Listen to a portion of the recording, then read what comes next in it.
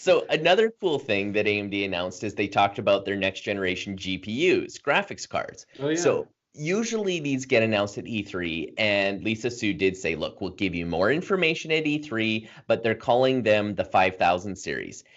It was supposed to be the third generation, and also these are built on 7 nanometers.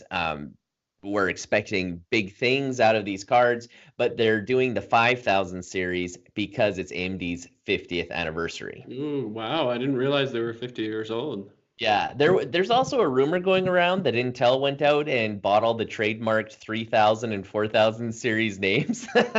So they may have been like, we'll go to 5000 and say it's 50th anniversary. So It's because it's our 50th anniversary.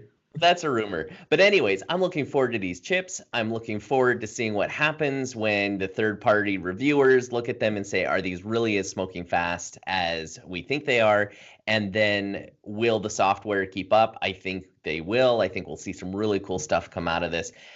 Although one of the downsides is these chips get so hot, they're starting Oh, to build fans into the motherboards again. oh okay. So I don't know if anybody remembers from 12 years ago when they started building fans into motherboards. They were just terrible. They would break all the time and Uh-huh. super loud, and you couldn't just crack them open and put a new fan in. Like it was really bad. So we'll wait and see. And if that's the case, maybe just don't overclock it, but we'll see what's going on. Hey, great to hear, Matt. So you ready for the not so exciting Intel keynote? Yeah, let's hear about how boring it was. They actually had some cool stuff. So I'm going to hit some of the cool stuff, but it doesn't come close to 12 cores and 7 nanometers. So they got up and they said, we have 14 new processors that we're going to be releasing. And they talked about their new Xenons, which are for server farms. And I think people with servers are still really excited about those Xenons, even though 12 cores would be pretty sweet using only 165 watts. Yeah, on the Ryzen 7. So maybe the Xenon won't stay powerful there, but they talked about that. They're talking about Wi-Fi 6 being built into Ooh, these processors. Ice Lake is the new name of these chips that are coming out, and cool. at least the desktop ones and the laptop ones are called Ice Lake. So the ones that are currently the ninth generation are Coffee Lake. I believe 7, 8, and 9, or at least 8 and 9 were Coffee Lake, and then these are Ice Lake.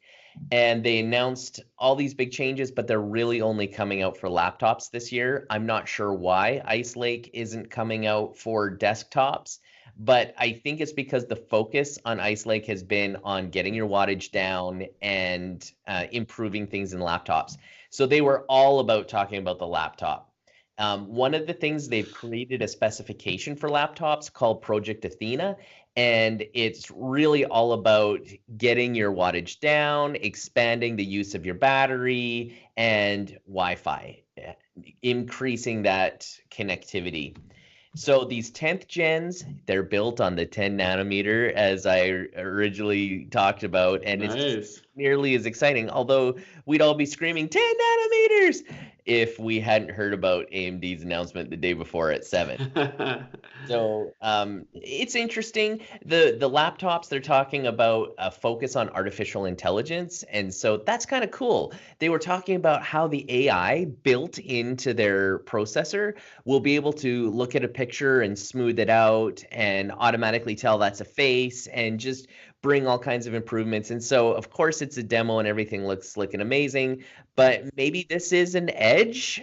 I'd like to know if anybody thinks this is an edge, if they think the baked in artificial intelligence into these chips is really that amazing and does it make a difference, or would you rather just go for 12 cores for half the price? So, interesting announcements. And but what's also interesting is AMD. So you've heard of the ARM processors.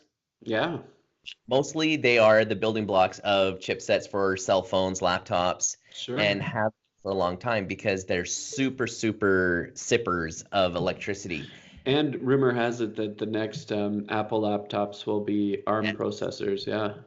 just Apple, Microsoft is pushing for it too. So you have two giant companies. Also, Amazon is in there. So I think all their Alexas and all those things, they're all going to be running on ARM processors. So the biggest problem with it is that these ARM processors, they're not on the x86. I'm trying to remember what it's called, but you have to code Architecture. like Yeah, architecture. you have to recompile it. So you have to totally recompile everything to work on ARM. But it looks like with the ARM processors of the future, Apple's going to it, Microsoft is going to it, Amazon's going to it, and it's really because we're going so mobile. And they're working specifically with 5G, they're working with the like gigabit over Wi-Fi. So it looks like that's the future. I'm hoping that AMD and Intel can stay relevant because competition is awesome. So let me just translate this for everyone. Just throw out your laptop right now. You have to buy a new one because Well, it's all of in the the games will have to be recompiled. It's like when we all switched from 32-bit to 64-bit and you couldn't play any of the new games. That's right. But I think AMD is going to rule laptops for the next 3 years. I think Intel's really trying hard, but Intel's really got to up their game. Unless they can announce something amazing next year, they're going to be playing catch up, and then ARM just may beat everybody to the punch. So that's my prophecy. ARM's coming. They definitely don't have the same amount of cores or the same kind of gigahertz power that they can push things through.